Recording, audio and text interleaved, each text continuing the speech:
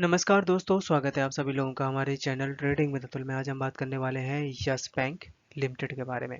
आपने देखा होगा कि मार्केट में इस समय बहुत ज़्यादा एफआईए की सेलिंग बनी हुई है और जिसकी वजह से केवल बैंकिंग सेक्टर ही नहीं, ऑल ओवर जितने भी स्मॉल कैप का इंडेक्स है या मिड कैप के जो स्टॉक हैं, सब में तगड़ी पिटाई देखने को मिल रही है। और जो स्टॉक सबसे ज़्यादा चला था उन्हीं स्टॉक में सबसे ज़्यादा बिकवाली भी है, क्योंकि प्रॉफिट बुकिंग आ रही है। अभी जैसे यूएस इलेक्शन के जो रिजल्ट का सब लोग वेट कर रहे थे कि यहाँ से मार्केट चलना चाहिए, बट उसके बाद से रिजल्ट आने के बाद थोड़ी बहुत तेजी बनी, बट फिर से डाउन साइड ही जा रहा है मार्केट। बहुत सारे लोगों के कमेंट्स आ रहे थे कि क्या यहाँ से स्टॉक में बाय करना चाहिए या फिर बेच के निकल जाना चाहिए, क्योंकि एफआईए की बाइंग करोड़ों के हिसाब से हो रही है। और पूरे साल अगर हम देखें तो पूरे साल निकलने के बाद ये अक्टूबर और नवंबर यहाँ पे बहुत तगड़ी बिकवाली देखने को मिल रही है। जितना कि डीआईस बाय नहीं कर रहे हैं, जितना कि रिटेल इन्वेस्टर बाय नहीं कर रहे, उससे ज़्यादा बड़ा आंकड़ा यहाँ पे एफआईए की सेलिंग का निकल के आ रहा है। इसके साथ साथ कुछ ऐसी खबरें भी हैं जो कि बैंकिंग के लिए चौंकाने वाली हैं, जैसे कि US Fed rate of interest काफ़ी हद तक कम कर चुका है। यहाँ तक कि 2026 के लिए उन्होंने अभी से प्लान बना दिया, 2026 तक बहुत रिड्यूस करने वाले हैं रेट ऑफ इंटरेस्ट। और अब इसका इम्पैक्ट अपना आरबीआई के ऊपर भी आ सकता है, मतलब आरबीआई भी रेट ऑफ इंटरेस्ट कम कर सकता है, जिससे बैंकिंग सेक्टर के लिए काफ़ी बेटर अपॉर्चुनिटी आ सकती है। यहाँ तक कि कुछ आरबीआई की तरफ से कुछ नोटिस भी जारी किए गए हैं बैंकों के लिए। तो चलिए गाइस, शुरू करते हैं अपना वीडियो। साथ ही अगर आप लोगों को हमारे वीडियो के माध्यम से थोड़ी सी भी हेल्प हो रही हो तो प्लीज़ आप हमारे चैनल को सब्सक्राइब जरूर करें। पिछले महीने मार्केट में बहुत ज़्यादा पिटाई देखने को मिली और ये नवंबर का महीना भी ऐसा ही रहने वाला है अगर आप देखेंगे तो। और एफआईए लगातार बेचते हुए देखे जा रहे हैं। दूसरी चीज़ ये है कि 15 नवंबर तक 15 नवंबर तक आप सोच सकते हैं कि सेलिंग रहेगी, उसके बाद फिर धीरे धीरे करके बाइंग आएगी, क्योंकि दिसंबर जनवरी ये 2 महीने आपके यहाँ पे पॉजिटिव रहेंगे क्योंकि बजट आएगा। उसके बाद फिर से डाउन साइड देखने को मिल सकता है, जिस तरीके से एफआईआई की सेलिंग देखने को मिल रही है। और यहाँ पे आप देख सकते हैं कि निफ्टी 50 में करीब 51 पॉइंट्स की डाउन साइड, बैंक निफ्टी में 355 पॉइंट्स की, आईटी में 300 पॉइंट्स की तेजी बनी है। स्मॉल कैप का इंडेक्स है जो कि सबसे ज़्यादा टूट रहा है, क्योंकि स्मॉल कैप का इंडेक्स ने सबसे ज़्यादा रिटर्न दिए थे और आप देख सकते हैं कि 850 पॉइंट टूटा है। बात करें यहाँ पे अगर हम वॉल्यूम एनालिसिस के बारे में, तो स्टॉक में 6 करोड़ का वॉल्यूम दिखाई दिया है फ्राइडे के दिन। बट पिटाई बहुत ज़्यादा देखने को मिली है। जिस तरीके से मार्केट में गिरावट भी नहीं थी, बट अपने स्टॉक में 3% तक की डाउन साइड दिखाई दी है। एफआईआई के जो नंबर्स हैं यहाँ पे चौंकाने वाले हैं। आप देख सकते हैं करीबन 26,000 करोड़ है जो कि इन्होंने वापस ले लिए हैं, खासकर बैंकों से और फाइनेंशियल स्टॉक से, जिससे और भी ज़्यादा यहाँ पे मार्केट में पैनिक होता हुआ दिखाई दे रहा है। एफआईआई है जो कि अक्टूबर के महीने में करीबन आप देख सकते हैं कि 1,13,000 करोड़ के आसपास की बिकवाली देखने को मिल चुकी है। जबरदस्त यहाँ पे प्रॉफिट बुकिंग कर रहे हैं ये लोग।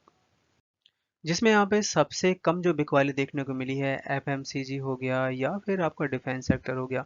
यहाँ पे आप देख सकते हैं कि करीबन 21,444 करोड़ की बिकवाली है जो कि ऑयल एंड गैस पे देखने को मिल चुकी है। 11,582 करोड़ की जो सेल है वो एफएमसीजी में है। इसके अलावा करीबन 10,400 करोड़ जो कि यहाँ पे ऑटो सेक्टर में देखने को मिला है। बट गाइज, यहाँ पे एक चीज़ आप अगर नोटिस करेंगे कि बजट अपना आता है 1 फरवरी को, तो मतलब 15 दिसंबर के आसपास से आई थिंक जो जो स्टॉक हैं उनमें अच्छी खासी तेजी बन सकती है, जैसे कि railway, defence, renewable energy, power sector. तो ये कह सकते हैं कि और 15 दिन के बाद मार्केट काफ़ी अच्छा स्टेबल हो जाना चाहिए, मतलब कि यूएस फेड है जो कि रेट ऑफ इंटरेस्ट 2 बार कम कर चुका है।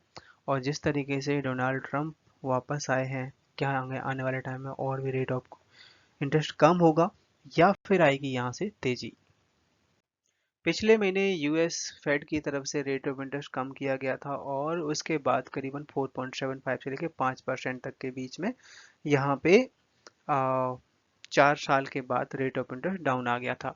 इसके बाद अभी फिर से 7 नवंबर को रेट ऑफ इंटरेस्ट कम किया गया है और अब ये 4.5 से लेकर 4.75 के बीच में रेट ऑफ इंटरेस्ट आ चुका है।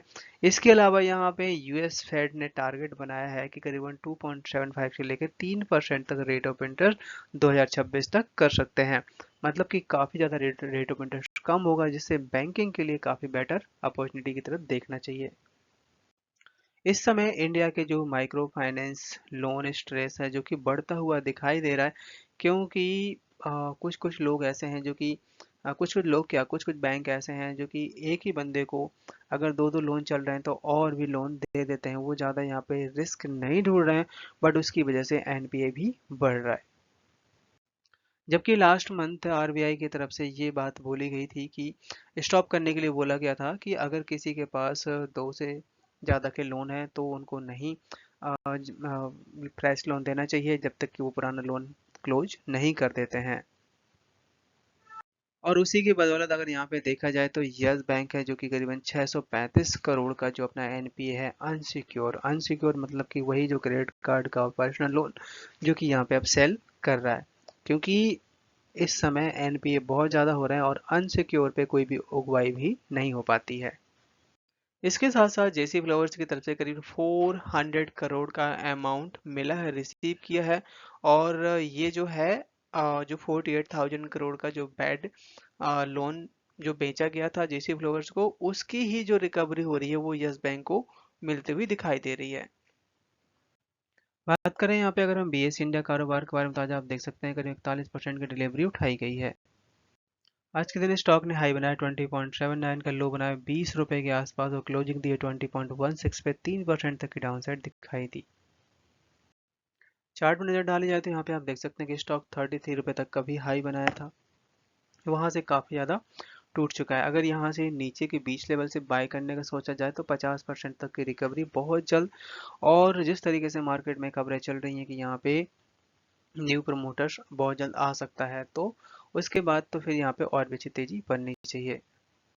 यस बैंक के न्यू प्रमोटर्स के ऊपर एक बड़ी खबर आती हुई देखी जा रही है काफी टाइम के बाद।